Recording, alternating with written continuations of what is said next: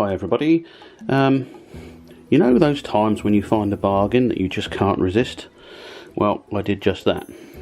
Rails of Sheffield had this Bristolian train pack on offer for £149, which is quite remarkable value. It's sort of half price really. So I weakened and purchased. So we're going to have a quick look. As you know, on Mike's Movies we don't do unboxing videos, but if we did, it would probably be something like this. Okay, so inside we've got the limited edition certificate, which is always nice. And then the rather lovely set. And the loco is King Charles II. And the coaches, which are collet coaches, we'll go into that more later, have the Bristolian headboards on them. So I'm going to get this out now and see how everything runs, and then we'll produce a little more video for you.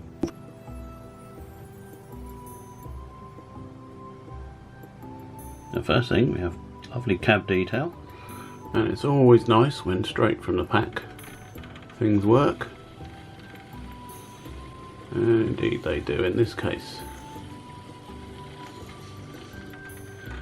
Now, I've not had a King before, but I know they had these front bogies which are quite unique really. So just catch a look at that, where you've got the normal sort of internal bearings on the back but external bearings on the front. And just so happens, here's one I made earlier. Well, here's one Hornby made earlier. You see the bearings on this bogie are internal, which is more usual. So a little bit of uniqueness there, which I rather like actually.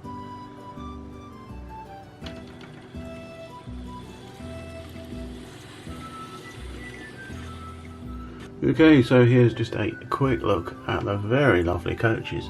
Notice the nice blue axle boxes. You've got internal bits and pieces going on, lovely corridor representation there, and unusually for sets, 2 brakes, which is rather nice. Brake at both ends always seems to finish things off nicely. Also very wide roofed. So yeah, top marks for them, and of course run beautifully. We're just about to give the King its first oil up. Just having a look at the accessory pack, and you get brass number plates to fit, the usual brake rigging, front coupling if required, and back pipes, so they're going to go on. But in addition, for the coaches, if you want to have close coupling, you can fit these couplers. Well, I don't know if like me you don't enjoy fitting the brake rigging to tenders and locos, but I have to say in this case it went really easy, and the main reason for that is that Hornby has actually built in quite a bit of flexibility into their brake shoes, so you don't end up snapping them when you're trying to get the rigging in. At this end, the little bar that goes across there, you do have to get one piece in and then flex this and slide it in there, and it's not a problem once it's in. Potentially here we have some that may easily come out of place,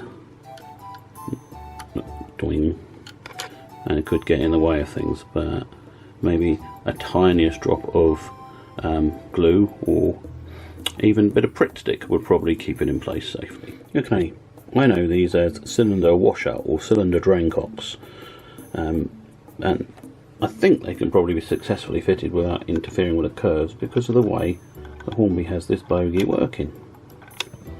So I'm going to fit them, and I am securing them with a little bit of Pritt, because you don't need to super glue them in place, because if they don't work out you can take them off more easily, but this should be more than enough to hold them in place lightly.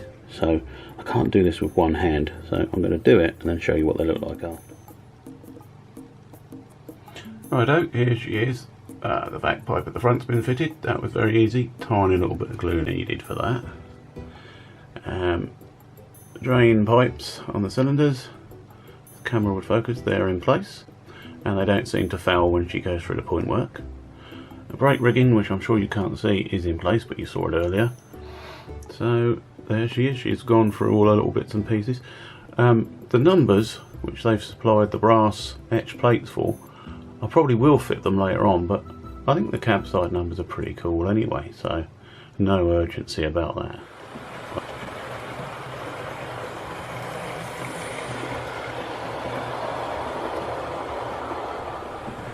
Okay, the pack contains the Great Western King class King Charles II, Great Western Collet right hand brake third coach number 5107, Great Western Collet left hand brake third coach number 5108, and Great Western Collet even left hand composite coach 6160.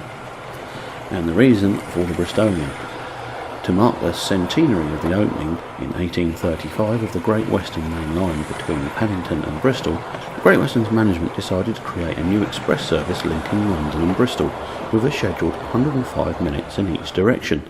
The service was 15 minutes faster than previous best, and with slight variation over the years it stayed that way until the introduction of the HST service. The non-stop service was normally comprised of 7 coaches, initially being the Collet bow-ended stock as seen in this set. Departure from Paddington was at 10 AM, with Bristol reached at 11:45, and the return leg commenced at 4:30 PM, arriving back at Paddington for 6:15. Average speed on the route was 67 miles per hour. The locomotives were designed by C.B. Collet. They are undoubtedly the most powerful development of the Great Western's 4-cylinder design. The Great Western 6000 class, or King class 460, was designed for express passenger work, and with the exception of one Pacific, the Great Bear, they were the largest locomotives built by the Great Western. The first King class, number 6000, named King George V, appeared in 1927, and after 6 months of operations it was shipped to North America for the centenary celebrations.